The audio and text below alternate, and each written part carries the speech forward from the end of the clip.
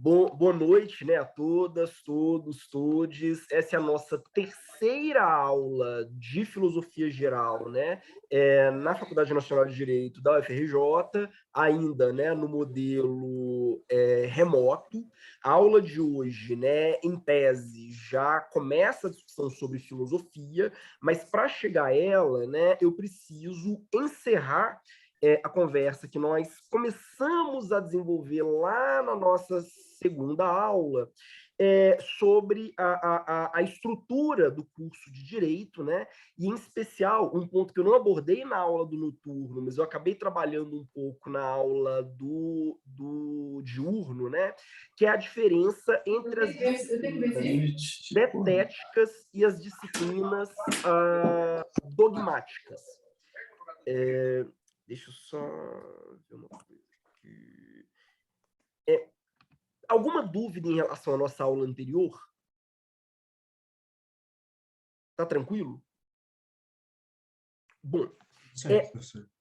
desde pelo menos, né, o trabalho desse senhor aqui, que é o Tércio Sampaio Ferraz Júnior, ele é professor de filosofia do direito na USP. Ele escreveu um livrinho chamado Introdução ao Estudo do Direito, que está longe de ser um livro introdutório. Eu, particularmente, não o recomendo como uma base para quem queira começar a estudar direito agora e busque um manual de referência.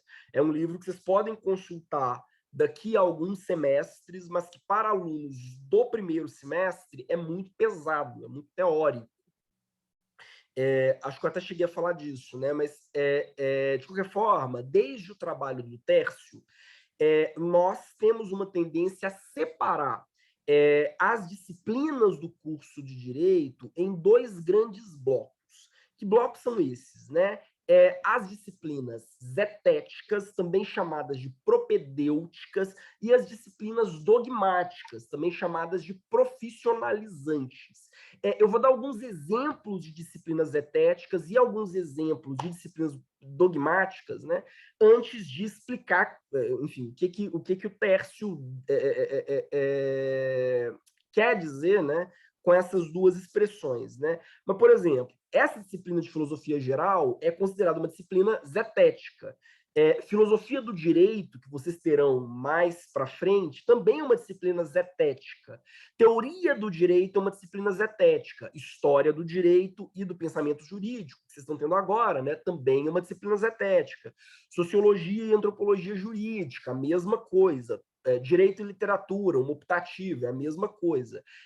As disciplinas dogmáticas, por outro lado, são direito do consumidor, direito civil, direito penal e por aí vai, né? A classificação do Tércio é mais ou menos baseada no seguinte, né? As disciplinas zetéticas, né, são aquelas disciplinas cujo objetivo principal é a pesquisa. É a pesquisa desinteressada. Zétesis, né, em grego, é pesquisa. Então, sei lá, eu sou professor de filosofia geral e de filosofia do direito, né? O meu objetivo ao estudar o direito é o estudo pelo estudo. A minha reflexão sobre o direito é uma reflexão que não tem um objetivo, quer dizer, é uma pesquisa que se esgota em si mesma, digamos assim. As disciplinas dogmáticas têm um outro objetivo, né? O estudo do direito constitucional para conseguir, por exemplo, numa sustentação oral no STF, conseguir fazer uma boa defesa. Eu estudo direito penal para, por exemplo, num tribunal de júri, conseguir fazer uma boa sustentação. Então, as disciplinas dogmáticas, elas têm a ideia de dogmática parte mesmo dessa noção de dogma, né? Mas qual que é o dogma aqui, né? O dogma é a maneira como o direito efetivamente se realiza na praxis dos tribunais. Então, o objetivo dessas disciplinas é, de alguma forma, ambientar o estudante para que ele consiga, vamos dizer assim, vencer casos, né, digamos assim. Não significa que essas disciplinas elas não sejam críticas. Como eu disse, né, o curso de Direito não é um curso de advocacia. Essas disciplinas elas têm uma dimensão crítica e elas têm uma dimensão reflexiva. Mas você passa por uma disciplina como direito civil, ou direito penal, ou direito administrativo, né, com o objetivo de, ao fim e ao cabo, né, conseguir atuar em alguma das múltiplas áreas, né, nos múltiplos campos do direito, né, de uma forma minimamente razoável, né? As disciplinas zetéticas, por outro lado, não. O objetivo das disciplinas zetéticas quer dizer, você estuda um tema, né, vinculado às disciplinas zetéticas, pelo tema em si. Vocês percebem? Aí tem duas perguntas aqui já. A primeira, né? Teoria geral do Estado está classificada em qual? Teoria geral do Estado é uma disciplina zetética. Aliás, todas as disciplinas que começam com teoria de alguma coisa, né? Teoria do direito, teoria do Estado, entram no campo das disciplinas zetéticas, né? Precisamente porque se eu vou fazer uma investigação sobre a estrutura do Estado, eu não estou necessariamente interessado aqui, pelo menos não num primeiro momento, né, em entender como atuar, por exemplo, num processo de licitação, ou como atuar na avaliação de uma banca de concurso público. Eu estou pensando no Estado a partir de uma leitura, vamos dizer assim, distanciada e desinteressada. É claro que a distinção do Tércio ela acaba sendo tem mais fins didáticos do que propriamente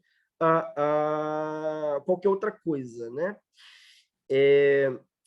Algumas pessoas gostam de separar, gostam de definir as disciplinas zetéticas como disciplinas propedêuticas. Por que disciplinas propedêuticas? Seriam aquelas disciplinas introdutórias. O termo propedêutico vem disso. São as disciplinas introdutórias ao curso.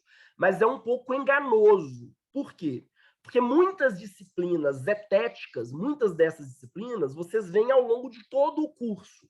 Hoje, filosofia do direito, na FND, é dada no 7º período. Então, não é uma disciplina introdutória. Vocês já vão estar com um curso muito avançado quando vocês fizerem filosofia do direito. Quando eu estudei quando eu estudei direito, filosofia do direito era dada no último período.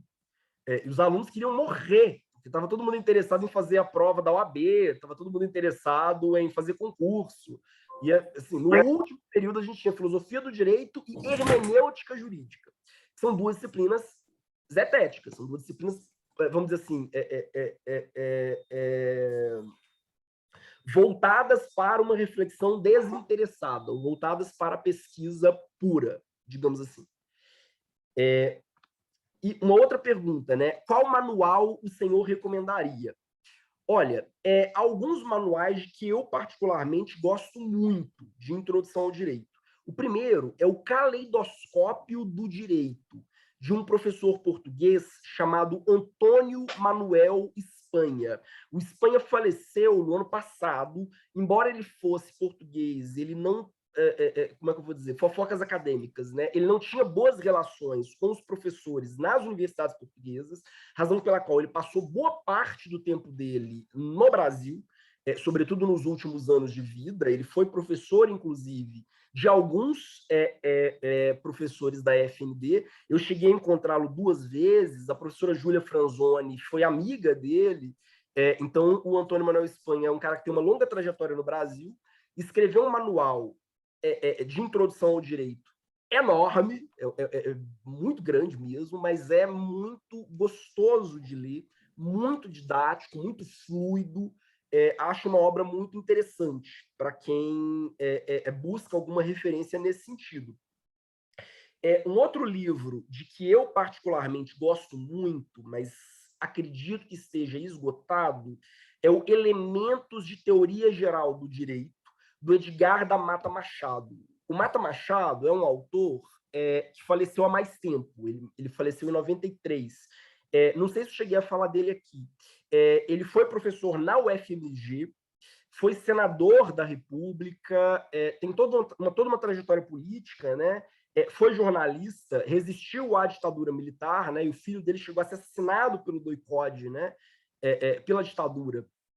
na década de 70, salvo engano, e o Mata Machado escreveu um livro de introdução que eu acho muito bom também, é muito didático. Se vocês acharem no sebo ou no estante virtual, assim, vocês não se arrependerão de comprar, que é realmente uma obra muito interessante. Como é o nome, professor? Só para mandar aqui no chat? Oi?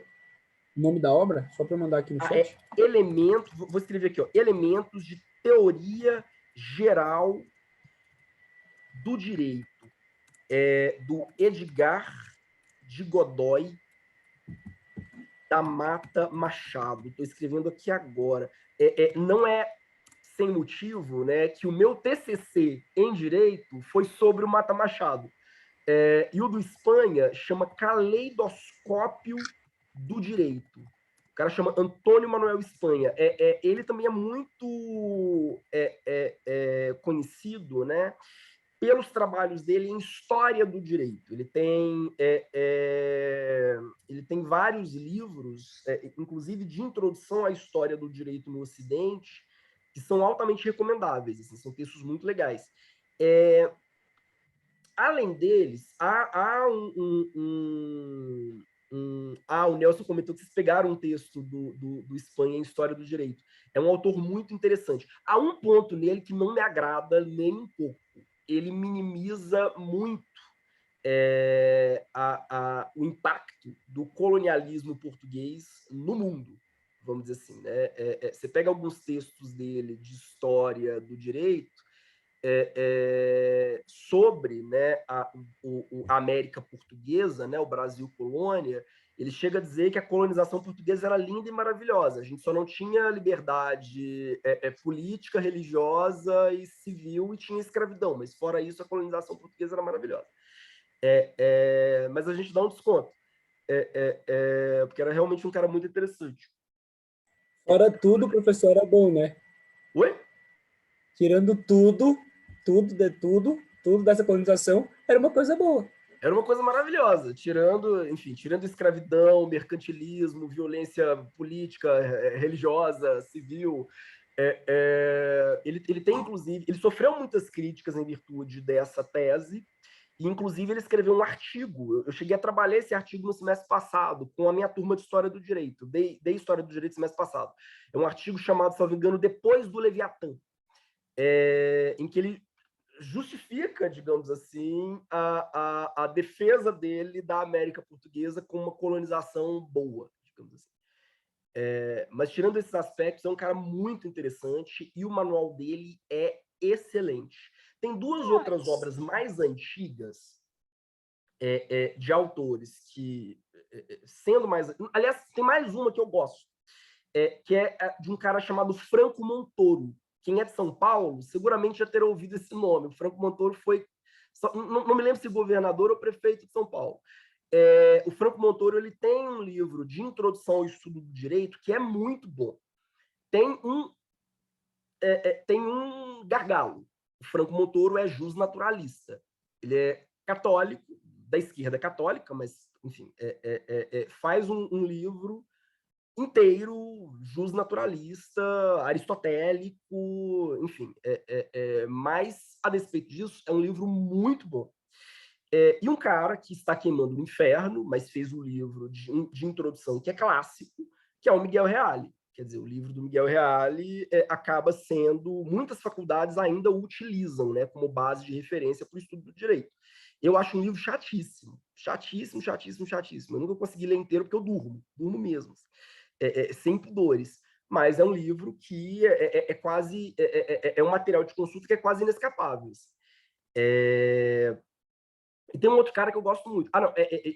E não confundam, né? Você tem o Miguel Reale pai, que era um cara muito inteligente e que fez esse manual bem chato, e que tinha um outro defeito, digamos assim, né? Era integralista. E até o fim da vida defendia a sua adesão ao integralismo. Fascista, exatamente. E tem um filho dele que é semi-analfabeto. Então, sem comentários. Mas, de qualquer forma, é um livro que ainda é muito referenciado. Assim. E tem um cara que eu gosto muito, que é o Vicente Hall. que tem um livro chamado O Direito e a Vida dos Direitos. É um livro que eu acho muito divertido, porque ele vai discutir o direito a partir de uma leitura do direito de diferentes tradições civilizatórias. Então, ele vai fazer uma análise comparativa. É um livro que eu particularmente acho muito gostoso. A Nina perguntou do Introdução ao Estudo do Direito do Alisson Mascaro. Olha, eu não sou muito simpático ao Alisson Mascaro, por razões pessoais. Mas também não sou muito simpático com o Miguel Reale, então não faz muita diferença. Não acho que seja muito complexo, não, pelo contrário. Assim, acho que é um livro acessível, acho que é um livro realmente bem acessível. Tranquilo, gente. Bom, dentro da disciplina, né, então a gente tem essa grande distinção. Ao longo do curso, vocês vão ver nitidamente, né, as disciplinas zetéticas são aquelas que no início do curso, no início do curso parecem as mais legais, e quando vocês estão desesperados para concurso e para a OAB, vão parecer as mais insuportáveis. Então, quando vocês voltarem a me ver no 7º período, vocês vão estar me odiando. Tipo, por que eu estou vendo filosofia do direito agora, quando eu devia ter mais uma disciplina sobre direito consumidor ou sobre direito de sucessões? Guardem isso. Mas, de qualquer forma, é isso aqui. Eu acho que essa é a tradução perfeita do que são as disciplinas dogmáticas e disciplinas etéticas. Eu acho que esse meme acho que traduz muito bem. Mas, enfim. As disciplinas dogmáticas, elas vão se dividir em 2 grandes ramos. Não sei se já estão vendo isso em teoria do direito, que é justamente direito público e direito privado. Já estão vendo isso? É muito interessante, né? Essa distinção entre público e privado, entre direito público e direito privado, ela vem desde a Roma Antiga. Mas desde a Roma Antiga, as pessoas têm uma dificuldade muito grande de dizer onde essa diferença está. Inclusive, qual disciplina entra no direito público, qual disciplina entra no direito privado. A gente está há anos debatendo isso. Porque, no fundo, o direito, né, o sistema jurídico, né, o ordenamento jurídico, ele é um todo. E você não aplica o ordenamento jurídico. Há um ministro do STF que ele dizia isso, né? A gente não pode ler o direito em tiras, a gente não pode ler o direito em fatias. Por exemplo, eu quero me tornar um advogado em direito do consumidor. Basta eu decorar o Código do Consumidor? Não, sinto muito. Por quê? Porque não existe, sei lá, eu quero me tornar um advogado em direito trabalhista. Basta eu decorar a CLT, a Consolidação das Leis do Trabalho? Não. Por quê? Porque o direito ele está todo interconectado. E todos os ramos do direito eles estão entrelaçados, né? O direito, pelo menos, né, em tese, o direito é um sistema. Pelo menos em tese. Eu tenho várias críticas a isso, mas o direito ele se imagina um sistema, e um sistema coeso. Então, frequentemente, né, sei lá, eu vou atuar no campo do direito do consumidor, mas isso não vai evitar, digamos assim, né, que eu tenha que trabalhar com normas que seriam vistas, né, em tese, ou com princípios, ou com institutos do direito constitucional, do direito civil, do direito de empresa, do direito administrativo, do direito tributário, né? Então, o direito ele um todo, né? Um todo indiviso, né? Então, essa grande distinção que a gente faz entre direito público e direito privado é uma distinção para fins didáticos e para fins pedagógicos. Mas isso não significa que, na prática, né, isso fique tão explícito assim. Tranquilo. Professor, qual é dividido entre essas 2 áreas? Oi? A dogmática ou a zetética que é dividida entre direito A dogmática. Dogmática? A dogmática. Quer dizer, como se a gente tivesse 2 divisões, né? Primeiro, ramos dogmáticos e ramos zetéticos. E os dogmáticos se dividem em 2, as disciplinas de direito público e as disciplinas de direito privado. E aí vejam, né? As disciplinas de direito público, em tese, são aquelas disciplinas que tratam da relação do Estado com particulares, né, do poder público com particulares ou com outros estados, né? Aí eu vou dar alguns exemplos, né? Eu vou falar um pouco mais disso mais para frente, mas direito constitucional, direito penal, direito administrativo, direito tributário, direito processual, todos os ramos de direito processual, penal, civil, trabalhista, direito internacional, público e privado, e por aí vai, né? Isso aqui é o direito público. Por quê? Porque todos eles envolvem o Estado como um dos atores, digamos assim, uma das partes. Né? O Estado ele figura no direito público. Né? E, por outro lado, e ainda de uma forma muito genérica, né, a gente tem o direito privado, que é aquele que vai cuidar eminentemente da relação entre particulares, em que o Estado não tem essa preponderância. Né? Isso envolve, né, a relação com indivíduos, a relação entre indivíduos, pessoas físicas, né, empresas, associações e por aí vai. Claro que essa é uma distinção, como eu disse, muito genérica, né, porque frequentemente, né, e aí só para embananar a cabeça de vocês, frequentemente o Estado, por exemplo, vai atuar como particular em determinadas relações de consumo, por exemplo. Aí entra onde? Né? Qual que é o campo? Então, essa distinção, como eu disse, ela é feita mais para fins didáticos do que para qualquer outra coisa. Mas dentro do direito privado, a gente vai ter obrigações reais, família, sucessões, empresa, consumidor, e por aí vai. Tranquilo até aqui? Como o Estado atuaria como particular, professor? Numa relação comercial, por exemplo.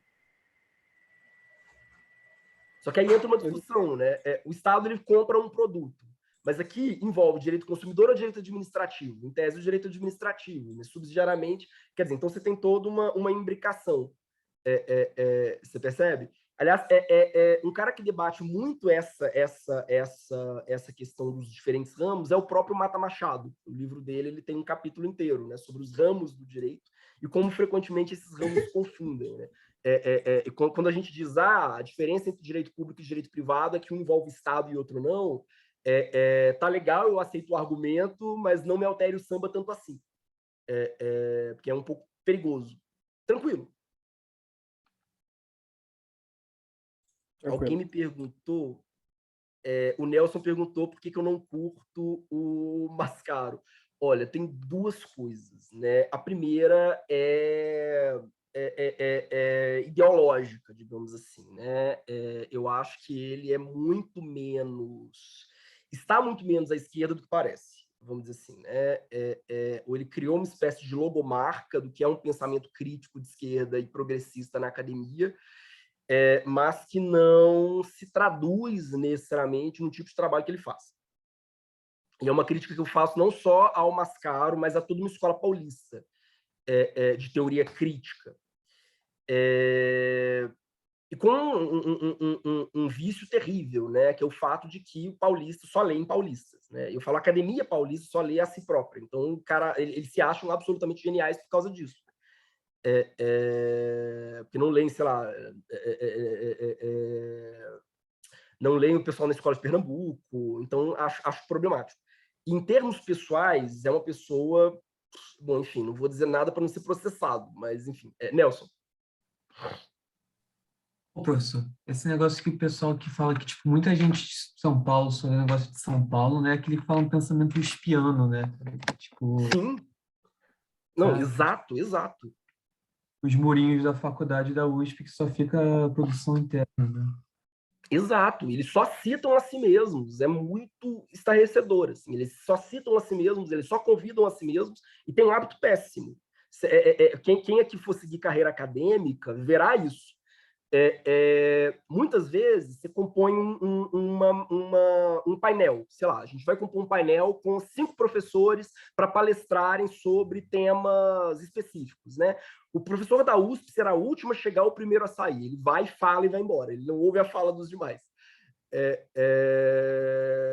Que dirá... Porque, assim, a gente participa desses eventos, acho que eu já disse isso, para trocar fluido. Você vai no evento para trocar saliva, paquerar, enfim, passear. Então, sei lá, acho que o último evento que eu fui mesmo, assim, O último seminário grande que eu fui foi a Ampof há alguns anos, né? Foi em Campos do Jordão. Eu fui a todas as palestras, saía com o pessoal para comer no fim do dia, enfim, porque o objetivo é esse, né? Você interagir. Os pianos nunca faziam isso, eles chegavam no dia da sua respectiva apresentação, apresentavam, juntavam as coisas deles e iam embora. Tipo, com licença, não esperavam nem as perguntas. Então, não há possibilidade de diálogo, assim, é muito problemático. O Gabriel comentou, né? Lembra que tá gravando. Pois é, eu tô sendo bem mais sutil. Não, mas falar mal da USP é de lei. Não vou citar nomes específicos agora para não ser processado, né? Em off, depois eu comento. Mas as posturas, de forma geral, não vou generalizar, não vou generalizar. O primeiro evento que eu participei, que pagaram as minhas passagens e hotel, foi na USP, eu achei chiquérrimo. Tipo, o professor, o professor tem uma assistente, o professor, literalmente, ele tinha uma assistente, enquanto professor, ele tinha uma assistente, a assistente me telefonou para agendar, tipo, as passagens, agendar o hotel, me hospedei em Higienópolis. Foi um negócio que eu me senti, assim, a Beyoncé. Que coisa mais chique. Isso nunca tinha me acontecido. Então, eu achei muito gentil, assim. Por favor, me chamem de novo para a USP, assim, que eu quero de novo me hospedar em Higienópolis. Mas, por outro lado, é uma tendência muito esquisita, realmente. Eles não dialogam com ninguém mais. Eles fazem uma espécie de culto a si mesmos. Eu falei do Tércio Sampaio, a escola do Tércio é um exemplo. Assim, a escola do Tércio de Filosofia do Direito só lê o Tércio. Mas, poxa, a gente tem uma leva de pessoas produzindo filosofia do direito no Brasil, da geração do Tércio, o Luiz Alberto Vará, em Santa Catarina, o Nelson Nogueira Saldanha, no Recife, o Joaquim Carlos Salgado, na UFMG. Você tem uma galera assim, produzindo filosofia do direito, que eles ignoram candidamente. Assim, o Tércio é o grande filósofo do direito, junto com o Mascaro. Eu acho, enfim, uma grande cilada, digamos assim, né? Acho contraproducente, mas enfim. O ódio aos paulistas une as pessoas. O Lucas comentou, né? Isso, a reprodução é inevitável, sempre em defesa da tradição da sua casa. Infelizmente, a USP não é tão boa assim. Eu acho complexo. Assim. A Ruth comentou, né? Campos do Jordão é em São Paulo. Sim, mas esse evento da Ampof, Ampof é a Associação Nacional dos Programas de Pós-Graduação em Filosofia. E ela faz evento sempre em cidade turística. Eu nunca vi Ampof em Betim, ou na cidade industrial, lá em Minas, né? Ampof é sempre em cidades tipo Campos do Jordão, Angra dos Reis. Eles sempre fazem sempre fazem o evento, todo ano eles escolhem uma cidade que seja turística, digamos assim, né? Para que a pessoa, ao mesmo tempo, vá lá apresentar o seu trabalho, dialogar com outros pesquisadores, né, que trabalham o mesmo tema, e passear. Então, geralmente, esse ano que vem não vai ser tão... Quer dizer, não vou dizer que não vai ser tão legal, porque eu quero ir, até porque eu tenho muita curiosidade de conhecer, mas ano que vem vai ser em Goiânia, não é tão turístico. Podia ser na Chapada dos Veadeiros, na Chapada dos Veadeiros, né? Acho que seria muito mais legal. Assim, a gente faz um ecoturismo, assim, né? A gente vai para uma ecovila, mas acho que eles decidiram fazer a Ampof do próximo ano em Goiânia. Mas, enfim, deixa eu ver. O Davi comentou, né? Tudo de ruim do Brasil saiu do lado de São Francisco. Mas tem coisas legais, poxa, tem coisas bacanas, A Evelyn comentou, né? Ansiosa para as aulas presenciais com o professor para ele explanar todas as tetas acadêmicas. Gente, eu conheço tanta fofoca acadêmica que vocês não imaginam. Eu estou na universidade desde os 15 anos, né? Trabalhando, né? Primeiro como estudante secundarista, né? E bolsista de iniciação científica júnior, e depois na graduação, né? Ininterruptamente. Então, eu sei tanta fofoca de bastidor que vocês não imaginam.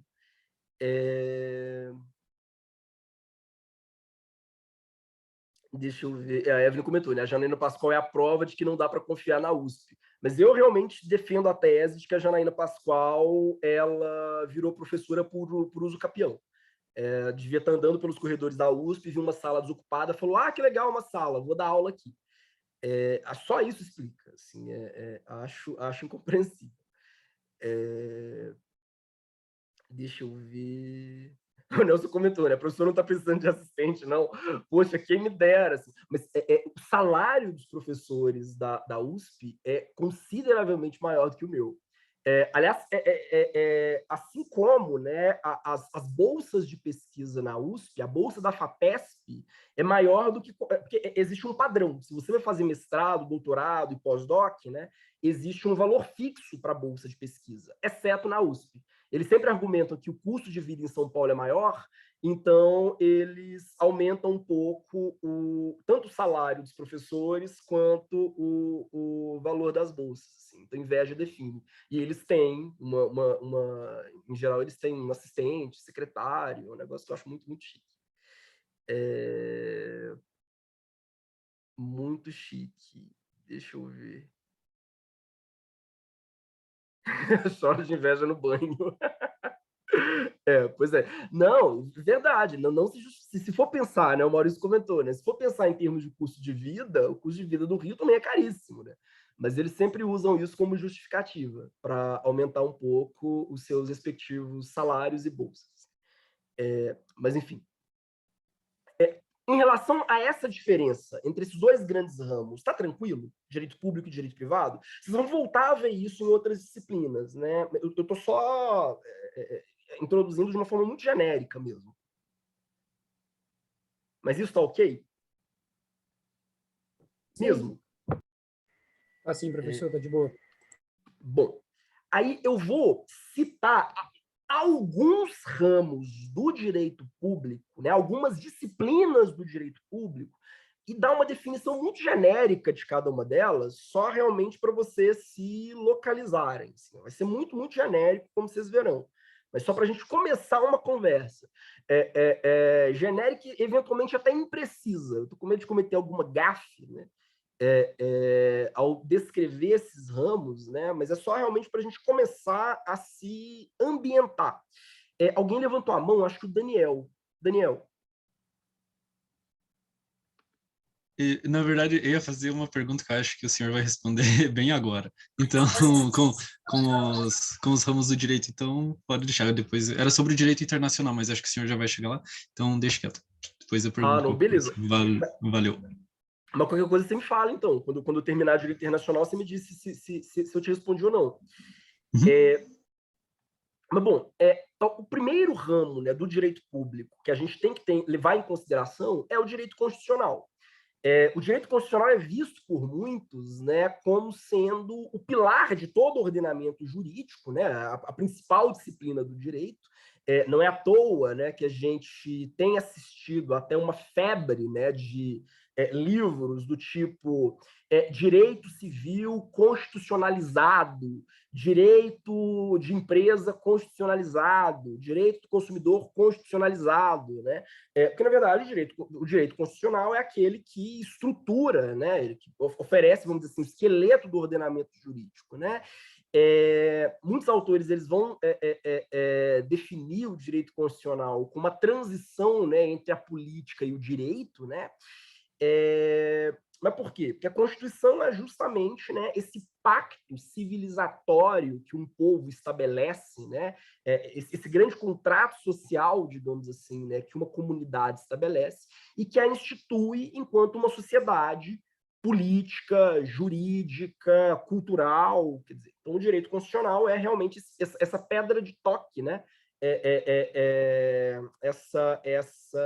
Esse ponto de partida, né, que estrutura uma sociedade e o seu respectivo sistema jurídico. Né? E os dois grandes temas do direito constitucional, ainda hoje, né, são separação de poderes e limitação das atribuições do Estado. Separação de poderes, por quê? É a organização estrutural básica, né, do poder público. Né? Então, sei lá, poder judiciário, poder executivo, poder legislativo, o sistema de freios e contrapesos, a partir do qual esses poderes se relacionam uns com os outros. Né? Isso tudo quais são as competências, né, de cada um desses poderes, né, do executivo, legislativo e judiciário, como essas competências se desenvolvem, né, tanto as competências primárias quanto as secundárias. Tudo isso é do escopo do direito constitucional. Ao mesmo tempo, né, o direito constitucional trata da limitação das funções do Estado, ou seja, né, eu não posso ter um governo que ingira, não sei nem se essa palavra existe, né? Um governo que invada determinadas esferas da sociedade civil, né? Que defina, que proíba, por exemplo, a minha liberdade de expressão, um governo que me impeça de gritar, sei lá, Bolsonaro, noivinha do Aristides. Tudo isso é acobertado, quer dizer, a liberdade de expressão, direito de ir e vir, liberdade contratual, tudo isso é previsto pelo direito constitucional, assim como, né, por outro lado, aqueles direitos de prestação que me permitem cobrar do Estado determinados serviços, como educação, saúde pública, acesso à justiça, né? Seguridade social, previdência, por exemplo, né? Todos esses direitos de prestação positiva do Estado, eles também entram no escopo dessas limitações de atribuições do Estado, trabalhadas pelo direito constitucional. Então, ao mesmo tempo, né, e curiosamente, né, são duas formas de alguma forma, restringir a esfera de atuação do poder político, né? Como se o direito constitucional ele oferecesse os marcos por meio dos quais o poder político ele vai ser contido de algum modo, né? Por um lado, por meio do sistema de separação de poderes e freios e contrapesos, vocês já terão visto isso com o Daniel, né? Eu vou ver futuramente, e ao mesmo tempo aquelas declarações de direitos que me permitem, né, enquanto indivíduo, me blindar diante de um Estado autoritário, para reivindicar, por exemplo, o direito, reitero, de chamar o Bolsonaro de noivinha do Aristides. Tranquilo até aqui? Sim, professor, tranquilo. Mesmo? Isso é o direito constitucional, reitero, né? Visto realmente como o núcleo fundamental de todos os demais ramos. Né? Não é à toa que como é que eu vou dizer? Vou citar uma pessoa horrível, uma pessoa horrorosa. Figueiredo, que queime no inferno, o presidente Figueiredo, andava sempre com a Constituição debaixo do braço. Olha que coisa engraçada, né? O último presidente da ditadura andava com a Constituição debaixo do braço. Mas, né, o fato é que qualquer jurista, em qualquer campo possível, qualquer campo que queira atuar, seja no direito público, seja no direito privado, precisa conhecer, antes de mais nada, a Constituição. Até porque os direitos que decorrem, né, os direitos que possibilitam os demais ramos, né, do ordenamento jurídico derivam diretamente da Constituição. Todos os direitos pessoais, né, no campo do direito civil, eles estão previstos na Constituição. Então, enfim, o direito constitucional ele acaba sendo inescapável nesse sentido, né? Um outro ramo, a Isabelle perguntou, né, professor, mas e a polêmica do ministro que não aceitou que falassem mal dele? Né? Não estou sabendo. Qual a polêmica? Qual que é esse ministro? Eu acho que ela está falando do Alexandre de Moraes, do pessoal xingando ele, alguma coisa assim. Ministro. Bizarro, né? Mas é aquilo. Nossos ministros do Supremo são todos, de alguma forma, enfim, aspirantes a ditadores, né? Enfim, acho que nunca leram a Constituição, né? Mas, enfim, até que a gente revogue a Constituição, a liberdade de expressão é facultada a todos, né? Não havendo possibilidade, por exemplo, de censura prévia. Então, eu posso falar mal de qualquer pessoa que seja, ainda que, eventualmente, eu possa arcar com as responsabilidades também, né? Se eu imputar crime a outra pessoa, por exemplo, eu posso, eventualmente, ser processado, pago uma indenização e tá valendo. Né? Bom, segundo, vigiar e punir, gostoso demais, né? Alexandre de Foucault. Bom, o segundo grande ramo, né, do qual a gente pode debater, né, no campo ainda do direito público, é o direito penal. O direito penal ele é chamado, né, como vocês já devem saber, de última ratio, né? Ele é a última razão. Por quê? É como se todo ordenamento jurídico, né, ele elegesse alguns... o direito, no fundo, é isso, né? A nossa sociedade, ela elege alguns bens, podem ser bens materiais ou podem ser bens imateriais. Por exemplo, integridade física e liberdade de expressão são bens imateriais. A nossa sociedade, ela elege alguns bens que ela vai considerar como bens dignos de ser protegidos por meio de intervenção pública. E aí a gente tem o direito. O direito penal são, dentre esses bens, né, aqueles bens considerados os mais essenciais. E por isso a defesa desses bens ela vai se dar por meio, inclusive, de coação. Quer dizer, a defesa desses bens ela pode se dar por meio, inclusive, de violência, né, da violência legítima exercida pelo Estado por meio do poder de polícia. Tranquilo até aqui? Então, por exemplo, né, o direito à vida é um bem considerado tão essencial que, caso alguém atente contra esse direito, né, o Estado ele se arvora, né, na função de me prender, me mandar para a cadeia, porque, enfim, na salvaguarda desse bem jurídico específico. Então, dentre os bens jurídicos, né, que a nossa sociedade considera importante, os bens jurídicos protegidos pelo direito penal são aqueles considerados realmente os mais relevantes. Né? Por isso, o direito penal é considerado a última ratio. E por que é direito público? Porque, evidentemente, né, nas sociedades modernas, quem detém o monopólio da violência, né, o poder de aplicar sanções diante de uma eventual infração, é o Estado.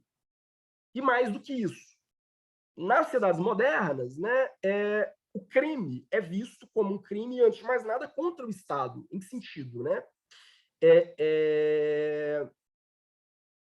À medida que o crime, né, ele viola aquelas normas que o Estado elege como sendo, né, centrais ou fundantes, né, ele independe, inclusive, na maior parte das vezes, inclusive, né, ele independe, inclusive, do interesse das vítimas, né, ou dos envolvidos diretos. Né? O Estado ele pode, enquanto ofendido, digamos assim, né, claro que estou fazendo uma análise que qualquer penalista morreria, me ouvindo dizer isso, mas enquanto ofendido, o Estado ele se arvora no direito de ele próprio, independentemente da vontade da vítima atingida, inclusive, acionar todo o seu poder coativo para aplicar uma sanção. Tranquilo. Estou dando uma definição muito, muito genérica, se bem que muito, muito porca, mas é porque realmente é algo que vocês vão desenvolver ao longo do curso também. Beleza? Professor, o senhor podia repetir essa última frase, por favor? Desculpe. Se eu lembrar...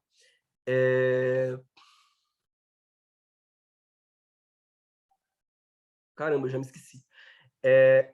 Não, mas o que eu quero dizer é justamente que o direito penal ele é aquele que vai, aquele ramo do direito, né, aquele campo do direito que vai se ocupar da previsão, né, de aplicação de sanções diante de violações daqueles bens jurídicos eleitos como os mais essenciais por aquela sociedade, né? E veja, e aí se entra numa dimensão que sendo esses bens jurídicos considerados essenciais, isso, de forma geral, independe da vontade da vítima, inclusive. Porque, vamos supor, numa relação civil, nós temos um contrato de aluguel. Você rompe o contrato de aluguel, sei lá, você aluga uma casa minha, como se eu tivesse, né? Mas, enfim, se aluga uma casa minha, aí eu decido te expulsar antes do término do contrato, decido pedir de volta a casa e desobedecendo aquilo que a gente estipulou no contrato. Você pode ou não acionar o Poder Judiciário, porque, enfim, o bem jurídico aqui envolvido é um bem menor. Agora, por outro lado, né, se eu vou na sua casa e queimo a sua casa, isso independe, em certo sentido, né? Sei lá, eu atiro um coquetel molotov na sua porta, esse ato em si, ele independe para que o Poder Judiciário se mobilize, né? Para que o aparelho estatal se mobilize, melhor dizendo, né? Isso independe da sua vontade enquanto atingido. Você percebe? Muito abstrato. No caso de uma morte, né, professor? Sei lá, eu vou lá e mato alguém e a família quer retirar a queixa. É o Estado que é interessado em me prender. Seria nesse sentido? Exato. Independentemente... Ou, sei lá, uma agressão física. Vou lá e te dou um tapa. Tudo bem que, nesse caso, já existe margem no direito penal para que você...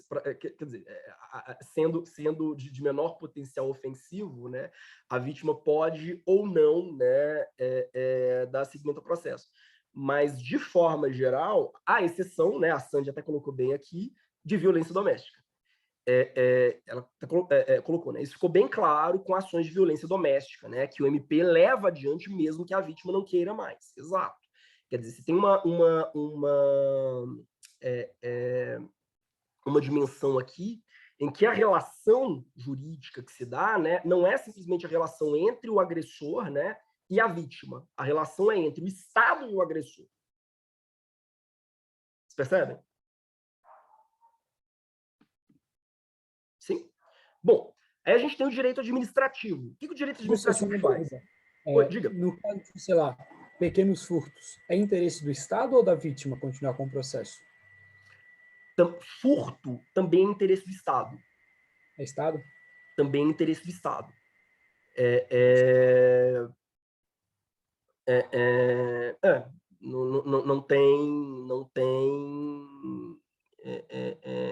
Não tem dimensão aqui. É claro que a gente tem, nós estamos num momento em que há um esforço do Ministério Público para, nesses casos, não levar determinados temas à justiça e apelar para negociação, justiça restaurativa. Isso é uma iniciativa no sentido de que o promotor ele pode dizer, olha, sendo um crime de menor potencial ofensivo, a gente vai fazer um encontro entre a vítima e o agressor, eles vão conversar, o agressor ele vai restituir o bem que ele roubou, vai capinar o lote da pessoa que ele roubou, e eles vão se abraçar, cantar com baiá e tá tudo bem.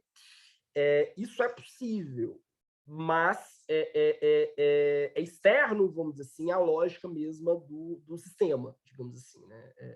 Você percebe?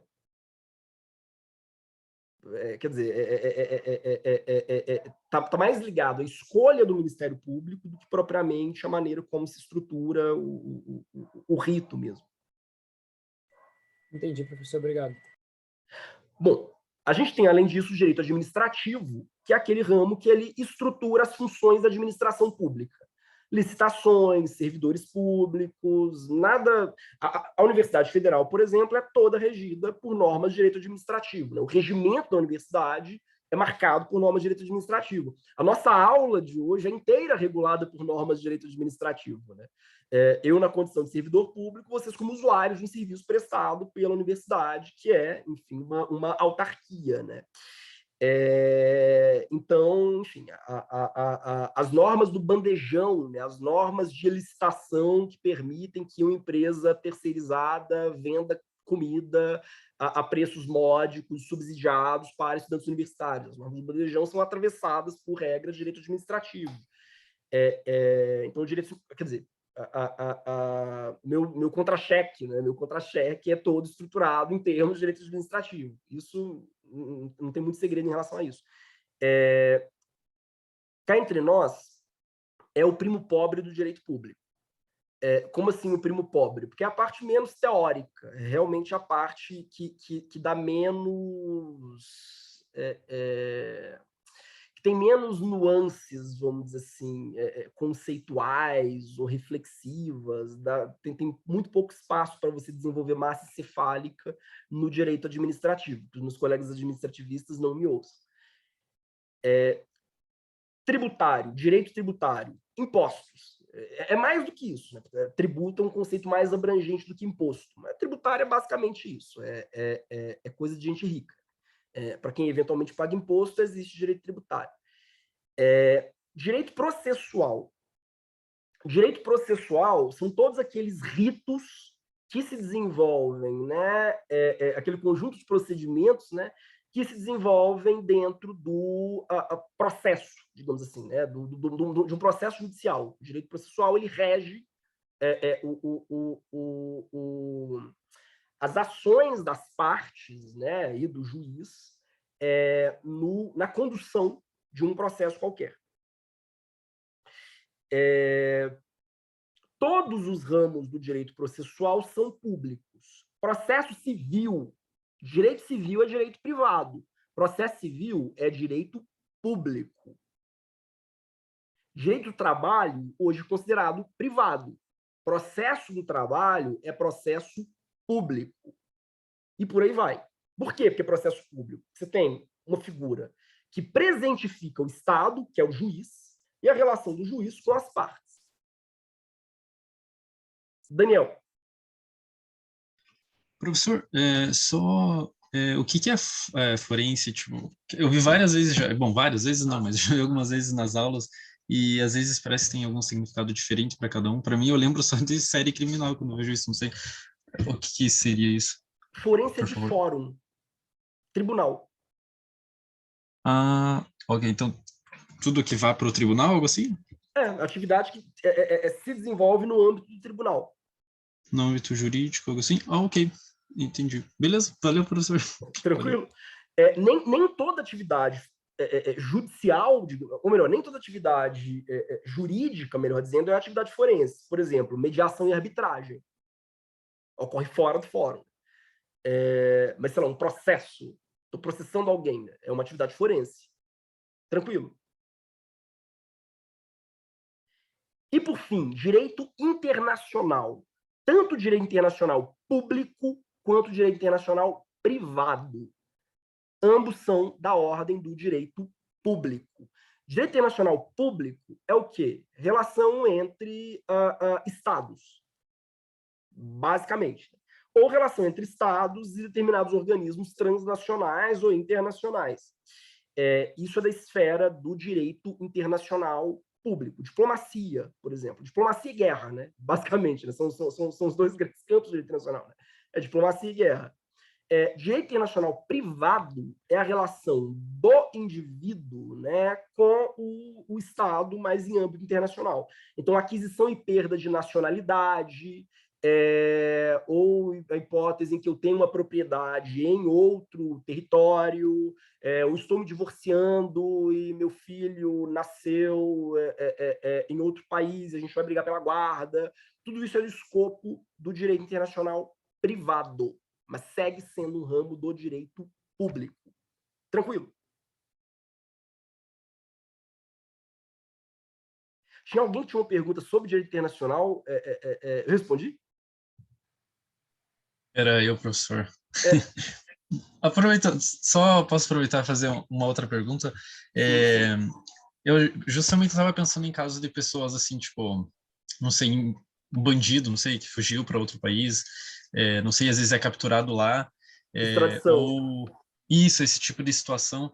E o senhor falou alguma coisa ali, agora esqueci o que era, mas eu pensava que esse tipo de coisa era do público, algo assim, tipo, onde que entraria esse tipo de situação, mais ou menos?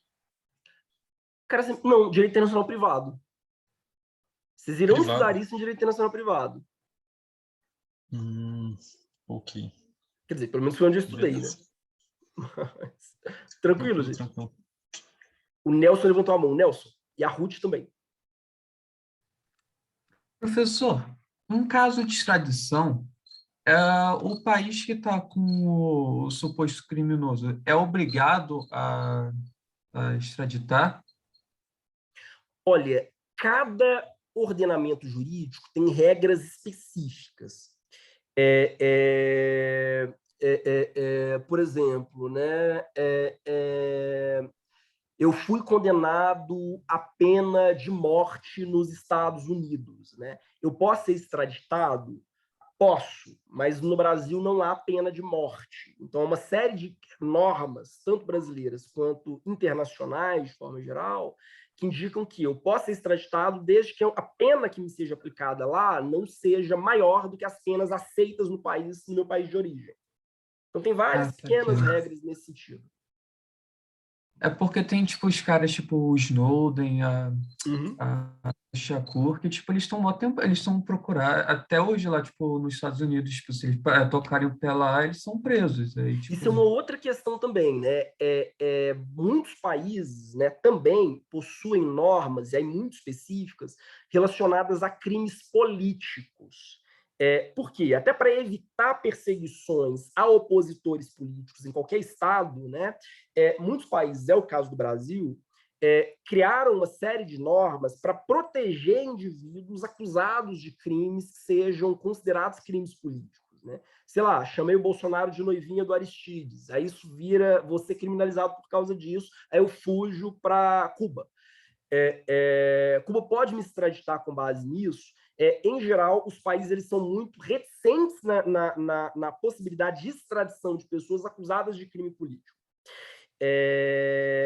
Houve um caso do italiano, né, que o Brasil ficou numa novela, se extradita, não extradita, extradita, não extradita, porque até que ponto o crime dele era crime político ou não, né?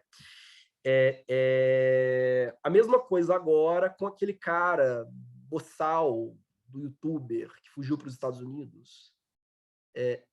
Esqueci o nome do sujeito. o Foi penal, caminhoneiro? professor, foi Oi? aquele boiadeiro? Não, é um youtuber famoso, acho que do Terça Livre. Pô, não é aquele caminhoneiro que foi preso, Eu querendo pensei nisso, invadir professor. sem STF, cacete A4? Não, é um careca famosinho no YouTube. Alan dos Santos, professor. Isso, esse sujeito. Porque veja, né? Você tem um mandado de prisão contra o cara. Ele pode ser extraditado? Eu adoraria que fosse, mas, por outro lado, se você leva em consideração, né, o tipo de acusação feita, não entra na órbita de crime político, e, por conseguinte, ele não seria tutelado. Você percebe? Então, tem uma série de pequenos critérios, né, que marcam a questão da extradição. E, reitero, né, alguns são específicos de cada país e alguns eles são mais ou menos acordados, né, no âmbito da comunidade internacional. Basicamente isso. A pessoa comentou aqui, Alan dos Santos. Tranquilo? Tranquilo, A professor. Ruth levantou a mão. Ruth? Professora, é mais uma questão de curiosidade. A gente estava numa outra aula e aí um monitor comentou que geralmente a gente pega as vagas do pessoal de RI. E aí eu queria saber agora que a gente está falando de direito internacional, se é porque geralmente os cargos são de relações internacionais, eles acabam trabalhando assim um pouco mais também com essa parte jurídica, ou se é porque, não sei por quê. Ele fez esse comentário. E aí a gente estava discutindo aqui exemplos de direito internacional, e aí eu quis perguntar, assim, mas a nível de curiosidade mesmo. Poxa, uma boa pergunta. Eu tenho muitos colegas que dois, inclusive, entraram, né? Fizeram concurso para o Rio Branco e foram aprovados. E que vieram do direito, de fato. Mas eu realmente não saberia dizer por quê. Aliás, o meu não é orientador, né, mas o professor que me recebeu no meu pós-doc, o Arno Dauri Júnior, na UFSC, ele lecionava no Instituto Rio Branco, assim, e ele manda com alguma frequência alunos para lá, digamos assim, né? No sentido de que alunos que passam por ele na graduação, no mestrado, eventualmente acabam entrando, né? Mas eu não sei, realmente não sei se é possível, né? Porque você acaba precisando de uma base forte de direito internacional, tanto público quanto privado. É claro, o público é a parte divertida e o privado é a parte chata, né? Que é um saco ficar estudando várias normas assim, de extradição, normas de nacionalidade, aquisição e perda de nacionalidade, eu acho uma chatice. Deixa eu ver. A Ruth comentou, né? Concurseiros oficiais. Falou, prova a gente passa. Faz sentido. O Matheus comentou, né? Também tem aqueles países que não extraditam de modo algum seus cidadãos, a não ser que aquele país tenha acordo bilateral com outro país. Sim, isso depende muito das normas internas de cada país e desses acordos bilaterais e multilaterais, né? Entre os estados. E mesmo assim varia, assim, qual é o tipo de acusação, enfim, uma série de pequenas regrinhas nesse sentido. Direito tem bem mais estudantes que RI. Acho que a prova não necessariamente favorece os direitos. Faz sentido. Sim, isso também faz sentido. E a Evelyn comentou, né? A questão é que a diplomacia é a carreira mais óbvia para o pessoal de RI. Termina que tem muita gente do direito que passa nesse concurso. Também faz sentido. Daniel. Danilo, perdão. Sou eu, professor. Professor, minha dúvida é muito de calouro, assim, muito de que acabou de entrar no curso. Mas, enfim, a gente falou um pouco sobre direito constitucional agora, que é a base para todos os outros ramos, certo? Certo. Começou a bater na minha cabeça aqui. A Constituição, ela é feita... Vamos citar o Brasil. A Constituição foi feita em 1988. Então, sei lá, quase 30 anos atrás. Como que eu vou atender, como que eu vou garantir que essa Constituição vai atender os direitos das novas gerações? Sei lá, como é que essa Constituição de 50 anos atrás no futuro vai atender os direitos dos meus filhos? Como eu garanto que essa Constituição não vai ser uma Constituição fechada?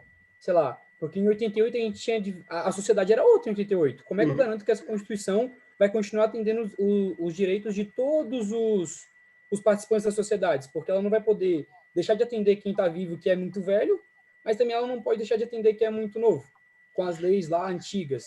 Como é que eu garanto isso? Eu acho que nem da sua matéria, mas desculpa, foi... Tem uma anedota que eu amo, eu acho muito engraçada, né? Que o estudante de direito, ele vai comprar uma Constituição na livraria e ele diz, eu queria uma Constituição do Brasil de 88. E o cara responde, olha, eu acho melhor você procurar na banca de jornal, porque aqui a gente não trabalha com periódicos.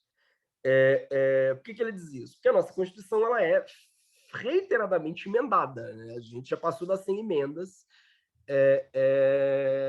para, enfim, manter a Constituição atualizada nesse sentido. Então, isso você tem um primeiro aspecto, né?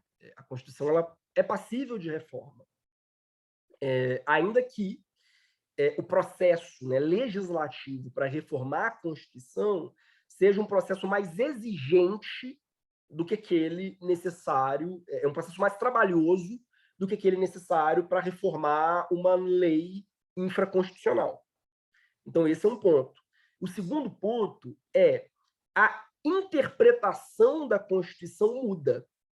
Eu vou dar um exemplo que está bem fresco na minha cabeça, porque eu dei uma entrevista há uma semana sobre, né, a Constituição norte-americana. A Constituição norte-americana ela tem duas emendas, né, que vieram logo depois da Guerra Civil, que é a 13 e a 14, que elas abolem a escravidão e elas garantem a igualdade formal para todos os nascidos ou naturalizados no território norte-americano, independentemente da raça. Isso em tese. Mas a Suprema Corte norte-americana, em 1890, fez uma interpretação muito específica dessa emenda constitucional, dessas duas emendas constitucionais, 13 e 14, dizendo o seguinte, todos são iguais, mas isso não significa que as pessoas não possam viver separadamente. Então, ela referenda uma doutrina que chamou de doutrina, foi conhecida como doutrina separados mas iguais, que vigorou nos Estados Unidos até a década de 50 e que permitia um sistema de apartheid, um sistema de racismo institucionalizado, em que havia bebedouros para negros, bebedouros para brancos, escolas para negros, escolas para brancos, vagões de trem para negros e vagões de trem para brancos, hospitais para negros e hospitais para brancos, né? A doutrina separados mas iguais era uma interpretação do judiciário sobre a Constituição. Só na década de 1900, esse caso, né, o Plessy versus Ferguson, né, que tomou essa decisão, ele tinha uma interpretação muito específica do texto constitucional, né? Em 1955, mais de 50 anos depois, a mesma Suprema Corte, né, vai ler os mesmos textos, a emenda 13 e a emenda 14, e vai dizer, alto lá. Na verdade, a nossa Constituição, ao dizer que todos são formalmente iguais, que todos nascidos nos Estados Unidos são cidadãos americanos, não autoriza um sistema de apartheid. Isso num caso específico, que é o caso Brown versus Board of Education, né, que autorizou uma criança, né, uma menina, a Linda Brown, a frequentar uma escola que até então era proibida para crianças negras. A Suprema Corte ela vai dizer, lendo o mesmo texto. Até então, até a década de 50, os americanos achavam que eu tenho o direito constitucional de discriminar outras pessoas. Se a Constituição diz que nós todos somos iguais, a Constituição não pode me impedir de discriminar alguém ou me impedir de, sei lá, proibir que um negro entre no meu estabelecimento comercial. O mesmo texto constitucional ele vai ser lido de formas diferentes ao longo do tempo. É isso que eu estou querendo dizer. Tem isso também, né? Agora, e aí pensando, desenvolvendo um pouco mais a discussão, né? Cá entre nós, o Paulo Bonavides, o grande Paulo Bonavides, que para mim é o maior constitucionalista que o Brasil já teve, apesar de uma série de pequenos problemas políticos, né? Mas o grande Paulo Bonavides, ele dizia o seguinte, o Brasil não tem crises constitucionais, o Brasil vive uma crise constituinte permanente. O que ele queria dizer? Nós nunca nos identificamos plenamente com a nossa Constituição. Nós nunca olhamos para a nossa Constituição e dizemos, tá aí, isso é a cara do Brasil, isso é um reflexo daquilo que a gente espera e daquilo que a gente deseja. Por melhor que a Constituição seja, né? Razão pela qual a gente troca de Constituição a cada 30 anos. Hoje a gente está num cenário a cada 20 ou 30 anos. Na verdade, se pegar a história do Brasil, a gente troca de Constituição a cada mais ou menos 25 anos. A Constituição mais longeva que a gente teve foi a Constituição do Império.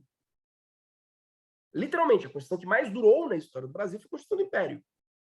Foi o quê? De 1824, né, a 1899, é isso? Sei lá.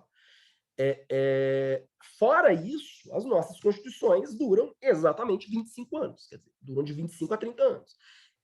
A Constituição de 88, né, está se prolongando, né, é uma Constituição que já chega aos seus 33 anos, né, idade de Cristo, e ela já foi mais do que crucificada também, né, é uma Constituição que ninguém obedece mais à Constituição, essa que é a verdade, assim, a gente vive numa sociedade anômica. A partir do momento em que um ministro, né, carioca, né, o ministro Fux, deixa de aplicar o princípio do indúbio pro réu, o princípio é esse, né? Na dúvida, eu absolvo. Estou sendo acusado de alguma coisa. Na dúvida, eu absolvo. No momento em que ele deixa de aplicar o princípio indúbio pro réu, que está esculpido como um dos direitos fundamentais, né, direitos individuais, na Constituição, a gente já cuspiu na Constituição há muito tempo. O que é muito triste, né? Então, realmente, em tese, a gente avança com a Constituição, mantendo o texto, mas aprimorando a interpretação que a gente faz dela. Na prática, isso não tem funcionado tão bem assim. Massa, professor, muito obrigado, eu entendi. Entendi muito. Valeu. O Davi comentou, né? Nossa, eu li isso semana, não entendi nada. Agora melhorou?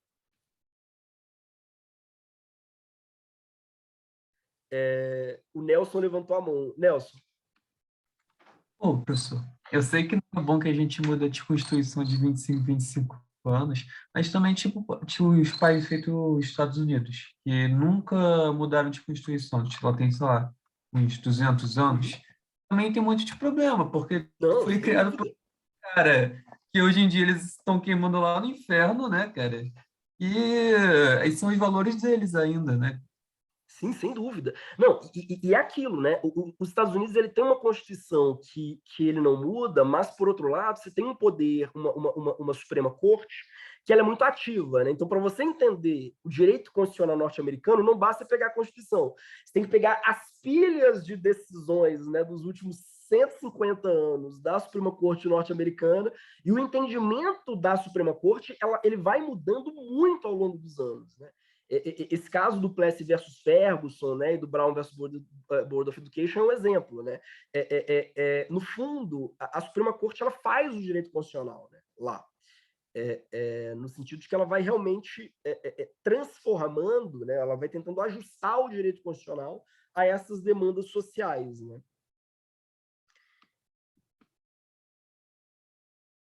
E deixa eu ver, a Evelyn perguntou, né? Qual seria a solução para esse problema? Olha, é uma boa pergunta. Em termos brasileiros, eu acho que o Brasil, a gente padece de um problema. E aí, especificamente aqui, que é o fato de que, via de regra, os nossos institutos, eles são muito... como é que eu vou dizer? A gente copia em excesso. A gente copia em excesso a estrutura política institucional. Então, acho que acaba havendo sempre essa sensação de que há uma distância, né, entre o direito tal como ele está escrito e o direito tal como ele é vivido. Esse é acho que um começo, né, de problema, né? Deixa eu ver. O Matheus comentou, né? Sem falar que a Suprema Corte norte-americana tem atribuições diferentes da nossa, exatamente. E a Evelyn disse, né? Sim, é muito difícil comprar o direito deles, acaba se manifestando de forma bem diferente da nossa, exatamente. Matheus. Nossa, a gente teve uma discussão parecida com essa na aula de sociologia, foi sociologia do direito que a gente teve, que a gente falou da relação que o direito e a política aqui no Brasil ela tem muito grande, sabe? Que apesar de que está escrito algo na Constituição, através do momento político, isso é interpretado de algo diferente, né? Que acontece. E para mim o grande exemplo disso aqui no Brasil é a prisão em segunda instância, porque está escrito com todas as letras na Constituição que a pessoa só é considerada culpada depois de transitado julgado. Mas anos atrás eles mudaram esse entendimento, apesar de estar escrito lá com todas as letras para todo mundo ler.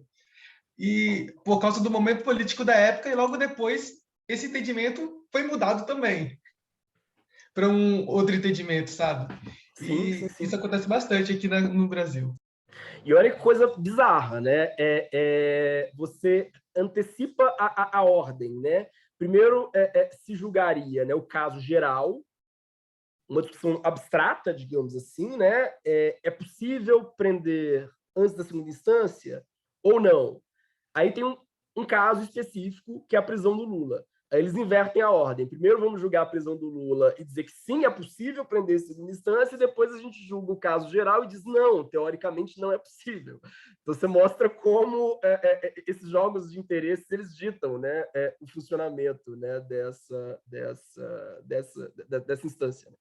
O Maurício comentou, no Fux agora, por exemplo, diz que o empate não absolve o réu. Não, exatamente. Quer dizer, o princípio do indúbio pro réu, do na dúvida em favor do réu, é um dos principais princípios, não só da Constituição de 88, mas de todo o direito moderno. Aliás, não é nem do direito moderno. Eu vou contar aqui uma historinha. Não, vocês vão me desculpar, mas senta que lá vem história. Assim. Eu adoro. Eu gosto muito de tragédia grega. Tragédia grega. Amo tragédia grega. E uma das tragédias que eu mais gosto, tragédia grega mesmo, uma das tragédias que eu mais gosto é a Orestia. São 3 tragédias. O Agamenon, Coéforas e as Eumênides. Orestia, do Ésquilo, de 2.500 anos atrás. E nessa tragédia, ele conta a história de... a história é basicamente a seguinte. O Agamenon, ele é chamado para lutar na guerra de Troia junto com os gregos. Ele vai, junto com os gregos, ele vai guerrear contra os troianos, porque lá a Helena de Troia fugiu com Paris e, enfim, eles vão lá entrar em guerra contra os troianos por causa disso. Mas o Agamenon, ele sacrificou, não sei se uma gazela ou uma porca grávida. E isso ofendeu Diana, que é a deusa da caça, depois vira Mulher Maravilha, mas ele ofendeu a Diana, e a Diana pune o Agamenon, impedindo que os navios do Agamenon sigam em direção a Troia. E ela dá a seguinte opção para ele, ela diz, olha, os seus navios vão seguir para Troia se você matar a sua própria filha, em represália, porque você matou um animal prêmio. O Agamenon diz, tudo bem, ele mata a filha, vai para a guerra, vira herói de guerra e volta para a cidade dele. Quando ele volta, a esposa do Agamenon, que é a Clitemnestra, está muito puta, está muito indignada com isso e mata o Agamenon junto com o amante dela. Ela mata o Agamenon. E aí a tragédia começa. Por que a tragédia começa aí? Porque o filho dos dois, o Orestes, que também foi para a guerra de Troia e está voltando para casa, o deus Apolo aparece para Orestes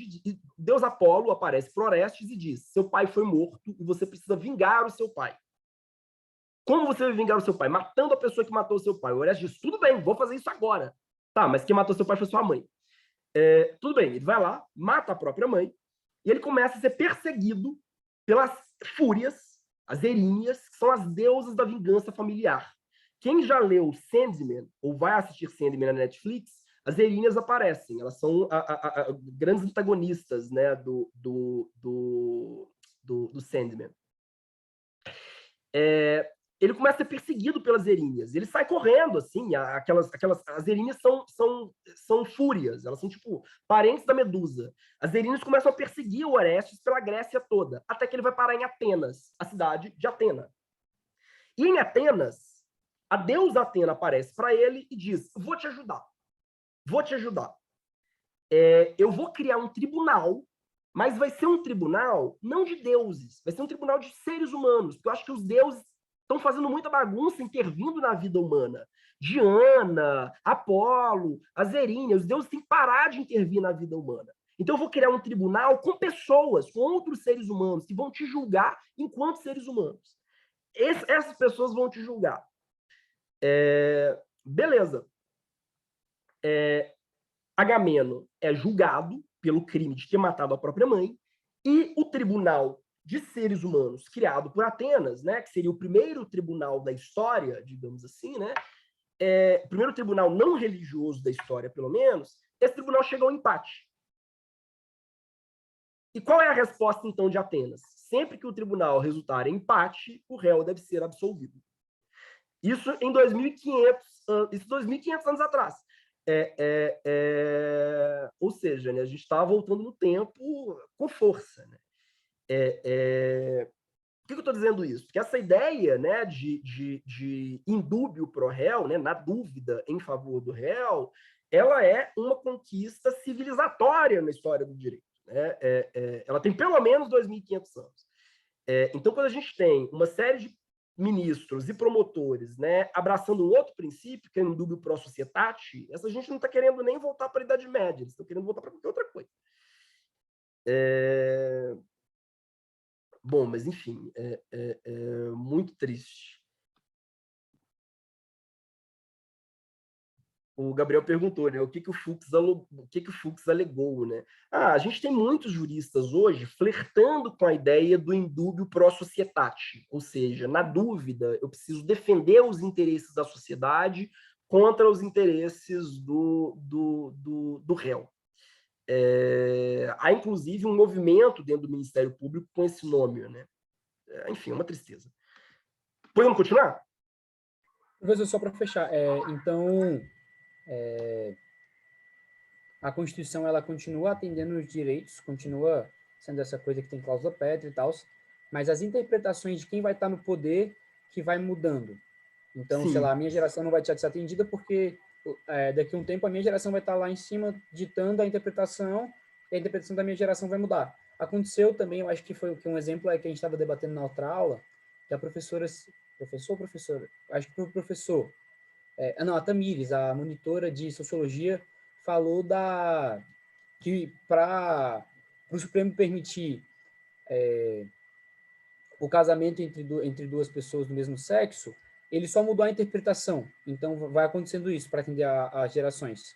Sim, É isso. a ideia é essa, né? Que você vai ajustando a interpretação do texto, né? Que o direito não é o texto da norma, o direito é o sentido que a norma, que aquele texto vai ter, né? O sentido ele vai sendo adaptado, né? Claro que tem limites, né? Tem limites à interpretação, né? Mas pelo menos, o Maurício perguntou, né? O movimento MP pró-sociedade? Exatamente. Exatamente. Tranquilo, gente. Aí, muito rapidamente, né? Vou tentar falar de alguns ramos do direito privado. Eu até coloquei aqui uma pergunta, né? E o direito do trabalho, público ou privado? Porque essa é uma discussão que já está superada, mas ela era muito recorrente, né? Há 3 grandes ramos, né, no direito privado. O primeiro é o direito civil, que são aquelas normas que vão regular a sua vida privada, né, do seu nascimento ou antes, já que o direito civil salvaguarda os direitos do nascituro, ou seja, do feto, só que ele só salvaguarda os direitos do nascituro caso ele vingue, caso ele nasça com vida. Aí o nascituro ele vai ter direitos retroativos, digamos assim, né? Vamos supor, minha mãe está grávida, aí alguém decide doar para mim, que ainda não nasci, uma, enfim, herança, né? Caso eu nasça, aquela doação ela retroativamente vai valer. Então, o direito civil ele prevê, né, direitos do nascimento, né, ou antes, por causa dessa dimensão do nascituro, até a morte ou depois, que tem tudo a questão das sucessões, né, direito testamentário e por aí vai, né? Não vou entrar muito nisso, mas em certo sentido, né, é o ramo mais, como é que eu vou dizer? Em certo sentido, é o ramo mais antigo do direito ocidental, né? Se você pega o direito romano, por exemplo, né? O direito romano trata fundamentalmente de direito civil. Aliás, a própria ideia de direito civil, né, que vem da civis, né, o direito da cidade, e aqui da cidade é da urbe romana, né, o direito da cidade de Roma, dos cidadãos que vivem na cidade de Roma, e que rege a sua vida privada, né, diz que decorre a nossa atual concepção de direito civil. A gente tem o direito de empresa, que antigamente era o direito comercial, mas a ideia, né, de direito comercial ela era problemática, até porque ela pressupunha, né, um conceito que é o de ato comercial, que acabou entrando em desuso, então virou direito de empresa, que é o direito que regula realmente, né, sociedade limitada, sociedade anônima, enfim, toda instituição privada que atua com fins lucrativos, né, dentro do mercado, e o direito do consumidor, que trabalha relações de consumo. Por isso que eu coloquei aqui a imagem do Celso Russomano. Tranquilo?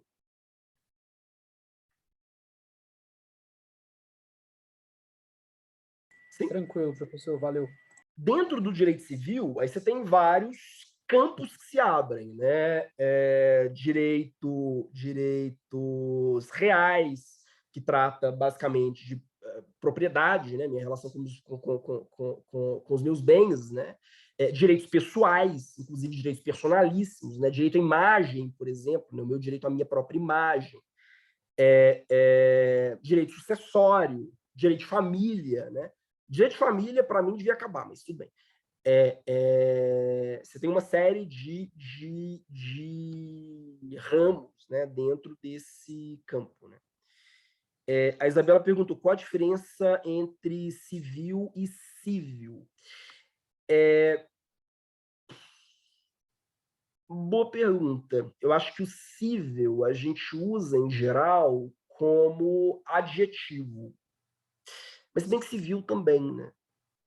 Então, não saberia te dizer. Eu sei no uso, sabe aquele negócio que, assim, eu nem sei se existe uma categorização, assim, para diferenciar quando eu posso utilizar civil ou civil. Geralmente as pessoas usam de uma forma mais ou menos intermitente, né? O Iago perguntou, né? Pode repetir direito de empresa? Bom, direito de empresa é aquele que vai trabalhar ele vai cuidar das relações jurídicas, né, daquelas sociedades, né, particulares, privadas, que atuam no âmbito econômico com fins lucrativos. Por exemplo, né, fundação sem fins lucrativos não é abarcada pelo direito de empresa, é abarcada pelo direito civil. Se eu vou criar uma ONG, por exemplo, a minha ONG ela não vai ser tutelada pelo direito de empresa, vai ser tutelada pelo direito civil. Por outro lado, né, se eu vou criar um mercadinho, né, eu vou abrir uma barraquinha de, sei lá, barraca do beijo, se eu vou abrir uma barraquinha, minha barraquinha será regulada pelo direito de empresa. Por quê? Porque tem finalidade comercial. Tranquilo? Só que, antigamente, essa disciplina não chamava direito de empresa, ela chamava direito comercial. Aí que está. Por razões... Tinha toda uma tentativa de desenvolver um conceito, que é o de ato do comércio. Então, independentemente de eu possuir uma empresa, uma sociedade civil, como é que chama? Uma Eireli, esqueci. Independentemente de eu possuir uma pessoa jurídica que atue como empresa, né, o fato de eu desenvolver um ato de comércio me colocaria nesse campo aqui. Já não é mais essa categoria desenvolvida agora, porque, enfim, gera muita confusão. Luciana. Professor, esse direito de empresa ele também regula as relações entre o trabalhador e a empresa? E se sim, ele tem alguma tendência a favorecer a empresa por ser direito da empresa? Não, direito de empresa, ele o campo, vamos dizer assim, né, o ramo do direito que vai tratar da relação entre trabalhador e empresa, também é direito do direito privado, é o direito do trabalho. Há uma longa discussão, né, sobre se o direito do trabalho é ou não privado.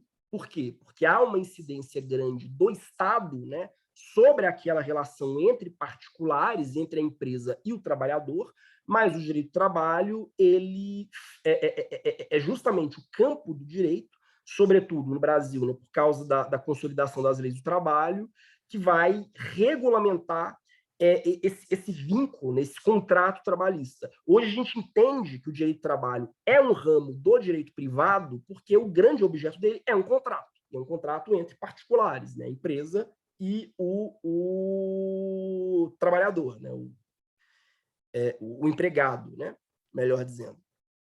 Mas vai ser exatamente esse campo. O direito de empresa ele vai regular, por exemplo, a relação da empresa com outras empresas. Ou a relação da empresa com, enfim, sei lá, fundações, sociedades, com seus sócios, né? Tranquilo? Sim, ficou tranquilo sim, professor. Obrigada. Só que não há, claro, né? Se a gente pega o direito do trabalho, há uma questão que é interessante, até voltando lá ao debate sobre o indúbio pro réu, né? O direito do trabalho entende o seguinte: como na relação trabalhista existe uma dimensão que é assimétrica, ou seja, né, o empresário, né, manda e o trabalhador ele obedece, né? Porque na relação trabalhista, no fundo, né, eu vendo meu tempo de serviço sob a organização, né, e sob uma relação de subordinação, né, para com o terceiro, nessa relação existe uma diferença na capacidade de produzir provas. Em que sentido, né? Quem é que detém a folha de ponto? Quem detém a folha de ponta é o empresário. Quem é que instala a câmera no estabelecimento? Quem instala a câmera no estabelecimento é o empresário. De quem são os computadores que eu vou operar e que vão lá registrar o meu momento de entrada e o momento de saída? É o empresário. Então, o empresário ele tem mais condição de produzir prova numa relação trabalhista do que o empregado. Razão pela qual o direito do trabalho opera com um princípio que é, na dúvida, pró-trabalhador. Ou seja, se o empresário não significa uma tendência a favorecer os interesses do empregado, não é isso. A questão as alegações do trabalhador que não sejam, claro, assintosamente bizarras, né? Por exemplo, dizer que trabalhei 25 horas por dia. Mas as alegações do trabalhador, que são alegações razoáveis e que não tem prova em contrário da parte do empresário, né? Que é aquela parte que tem mais condição de produzir prova nessa relação, né? Em geral, elas são... há uma tendência a ver essas alegações como verdadeiras. Tranquilo? Muito abstrato?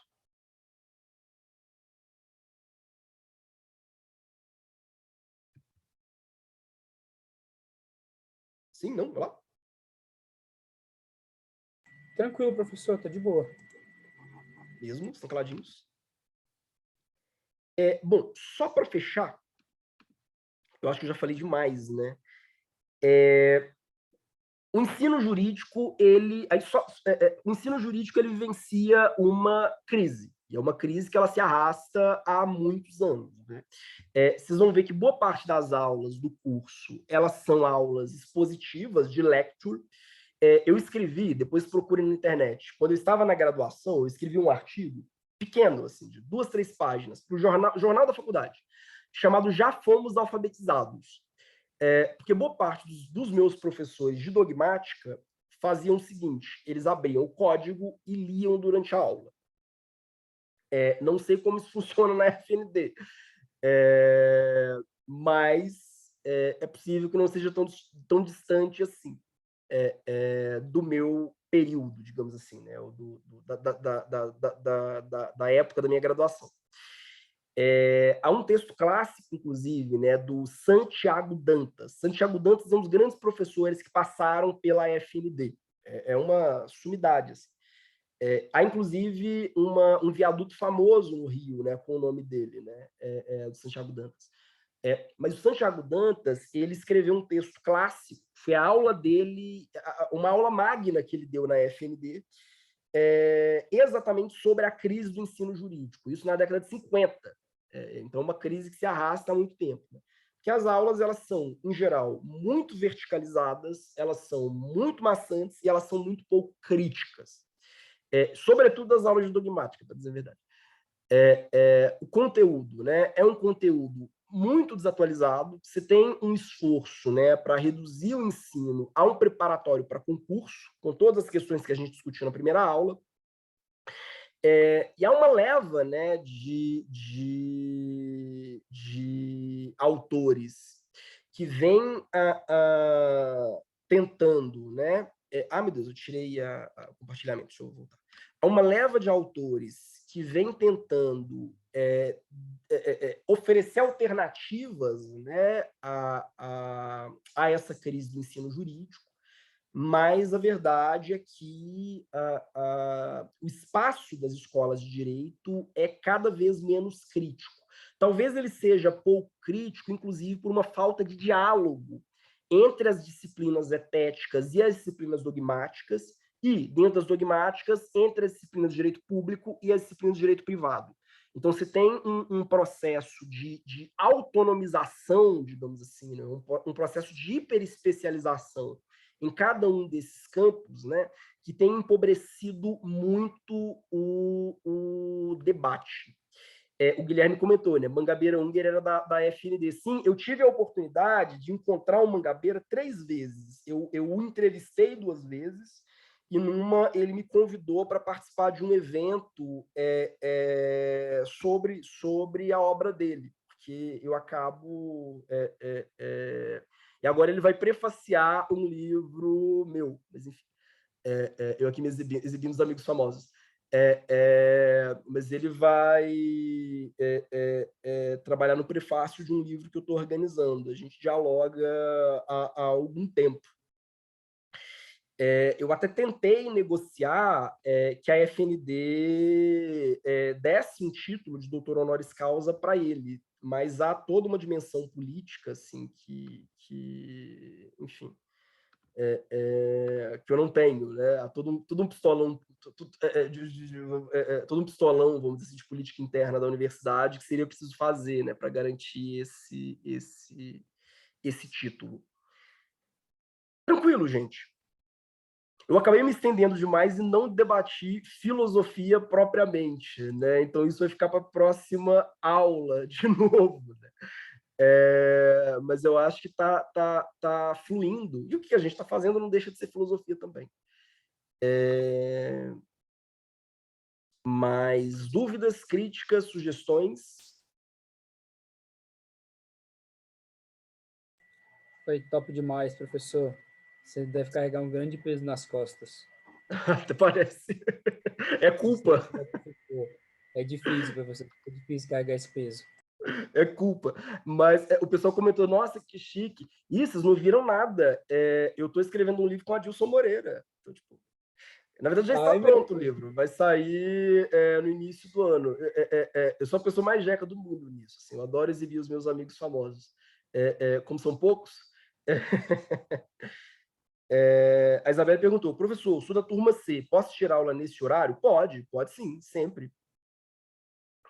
E o Davi perguntou, o senhor conhece o autor Oliveiros Litrento? Não, Litrento não. Tem um Litrento na FND, mas não sei se é a mesma pessoa, imagino que não.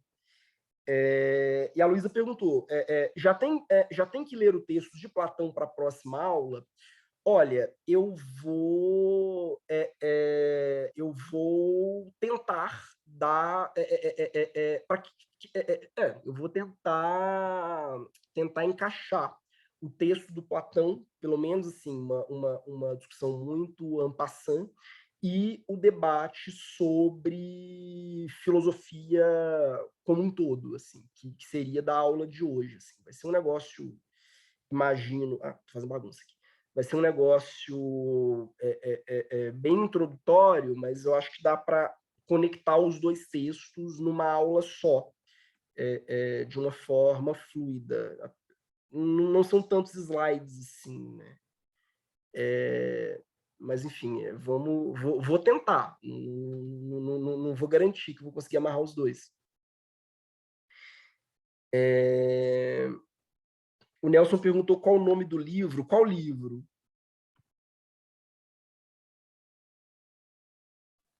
O que o senhor está escrevendo? Pequeno Manual de Ensino Jurídico Antirracista. Com o Adilson. O livro na verdade, o livro que eu estou organizando, que vai ter prefácio do Mangabeira, chama Imaginar o Brasil. Porque no ano passado eu fiz com o pessoal da Federal de Uberlândia e da UFMG uma série de lives em que a gente fazia o seguinte: a gente chamava pessoas dos mais diversos campos, assim, perguntava como você imagina as relações internacionais brasileiras daqui a 50 anos? Ou como você imagina o sistema carcerário brasileiro daqui a 50 anos? Ou o combate à criminalidade daqui a 50 anos?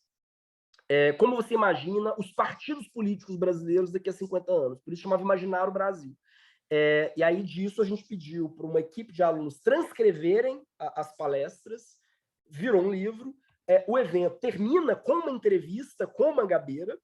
Nós entrevistamos o Mangabeira, até porque foi um evento construído, né, em diálogo com o trabalho dele, né? E aí ele vai fazer o prefácio, além da transcrição da entrevista deles. Eu estou até devendo, né, porque eu já devia ter entregue esse livro há muito tempo. Deixa eu ver. Alguém falou que o texto estava em inglês? Qual o texto estava em inglês? Foi zoeira minha, professor. Estava difícil, professor, essa linguagem desse texto. Misericórdia. E você sabe que, na verdade, esse texto ele é uma tentativa de simplificar ideias do Mangabeira escritas em outros artigos, né? Por que eu escolhi esse texto? Porque, no fundo, né,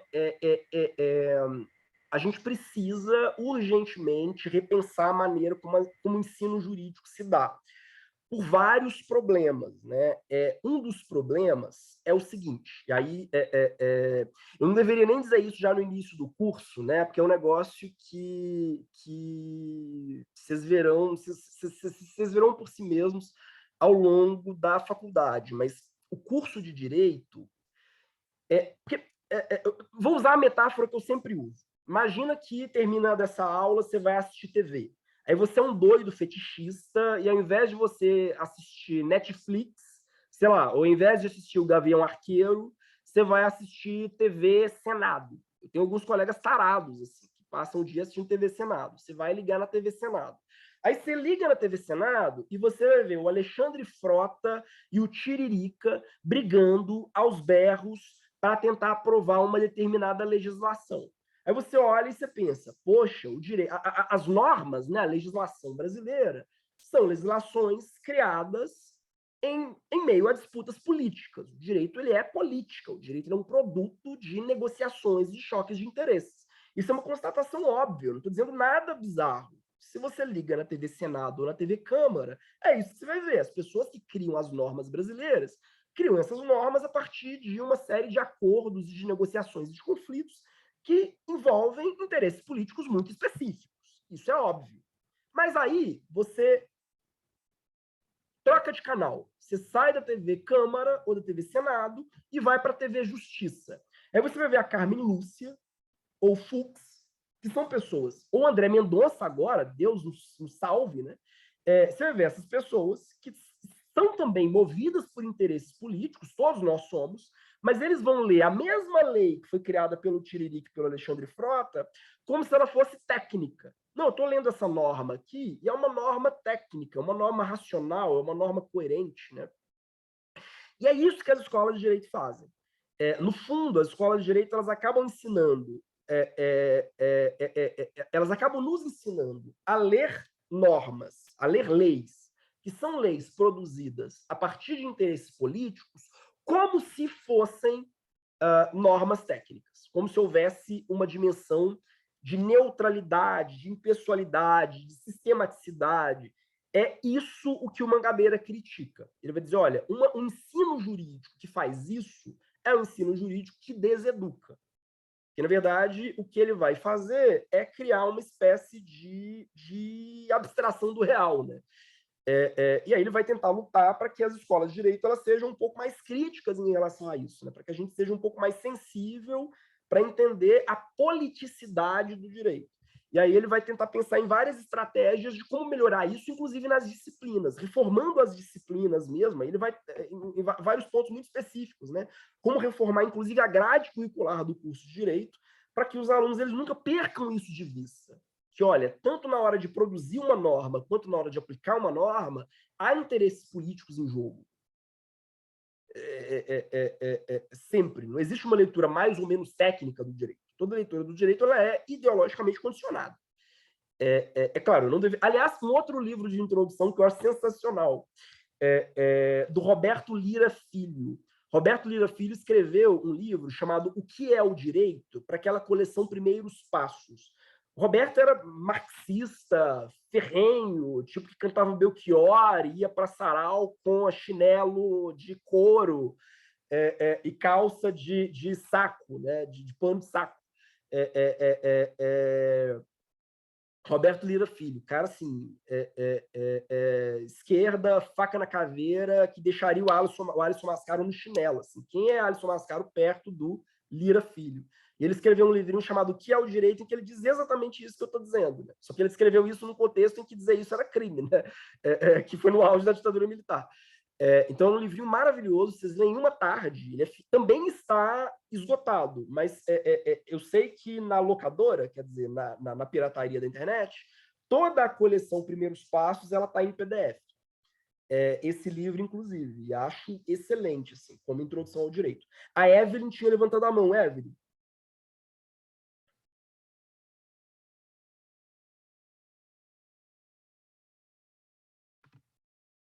Evelyn? Oi, professor. Está me ouvindo? Tô. Então, eu ia perguntar sobre essa questão de um legislativo, né, que é pouco técnico. Como melhorar essa questão, né? Porque ele justamente, o Mangabeira, né, o senhor falou que ele quer essa questão de uma reforma no ensino jurídico. Mas isso também não deveria reverberar no legislativo, já que são eles que produzem as normas? Olha, eu acho que para o Mangabeira, a solução para o Mangabeira, a solução que o Mangabeira dá para o legislativo é um pouco diferente. O que ele vai dizer é que nós precisamos energizar a democracia. O que significa energizar a democracia? Ampliar as estratégias de democracia participativa. Então, a preocupação dele não é tornar as leis mais técnicas, na verdade, é tornar a produção de leis mais popular. É fingir que o que nós fazemos é técnico e assumir que o que nós fazemos é conflito de interesses, mas deixar os interesses em jogo mais explicitados, ou mais próximos, né, das disputas, né, ou dos interesses do cidadão comum. Ele chama isso de energizar a democracia, né? Eu vou realmente tornar esses espaços cada vez mais dinâmicos e cada vez mais próximos da vontade popular e daquilo que está sendo debatido nas ruas, né? Então, para ele, não é um problema, não é um problema que o Tiririca esteja no Senado e na Câmara. Na verdade, o problema é a gente fingir que aquilo que é produzido nesses espaços é uma coisa mais do que política. Quer dizer, política como conflito e jogo de interesse permanente da população. Então, para ele, é um pouco isso. Assim, ele é radical nesse sentido. Tranquilo, gente? Podemos fechar? Tranquilo, professor. Estou matando vocês de cansaço, né? Eu peço desculpas. Bem rapidão, professor. Roberto Lira Filho, o que é direito, primeiros passos, algo assim? Chama O que é o Direito. Ele foi publicado na coleção Primeiros Passos. É porque eu sou velho. A coleção Primeiros Passos, na minha época, ela era famosinha. São vários livros, tipo, O que é a Justiça... o que é a Justiça, não. Por exemplo, o que é epistemologia, o que é feminismo, o que é direito internacional, o que é colonialismo. São vários pequenos livros. Era uma coleção maravilhosa. Assim. Eu me eduquei lendo a coleção Primeiros Passos. Vários pequenos livrinhos, né? E o Lira Filho, e eles sempre chamavam autores diferentes. Por exemplo, o Ciro Flammarion Cardoso, que na época do meu segundo grau era uma espécie de celebridade assim, na geografia e tal, ele escreveu o que é Relações Internacionais. E aí chamaram o Lira Filho para escrever o que é o direito. E aí ele faz realmente uma análise bem nessa direção. Assim. Eu ia falar que tem na Amazon por R$4, isso aqui no Kindle, alguma coisa assim. Caso alguém... Vale a pena, vale a pena. Você acha em PDF gratuitamente. Isso. Sem ser pirata, mas valeu, professor. Tranquilo. Professor, uma dúvida. É que eu nunca tinha ouvido falar desse Mangabeira Unger. Eu sou muito calorão de direito. É esse cara que é professor da Universidade de Harvard? Isso, ele é o professor mais jovem da Faculdade de Direito de Harvard. E se formou na FGV. Caralho! Ele foi o professor mais jovem a entrar na Faculdade de Direito de Harvard. Saiu da FND direto para Harvard. Vai fazer o prefácio do seu livro, professor? Oi? Esse cara vai fazer o prefácio que você falou? Isso, são os amigos. São os brothers. O evento da USP que me chamaram há anos atrás para palestrar, que eu fui de avião e tal, foi um evento em homenagem a ele. E ele que sugeriu o meu nome. Você está professor intelectuais do porte de sua obra de filosofia, teoria social e direito é citada por intelectuais do porte de Jürgen Habermas e Richard Porte. O Habermas é o cara que vocês falam que é mó difícil, mó famoso.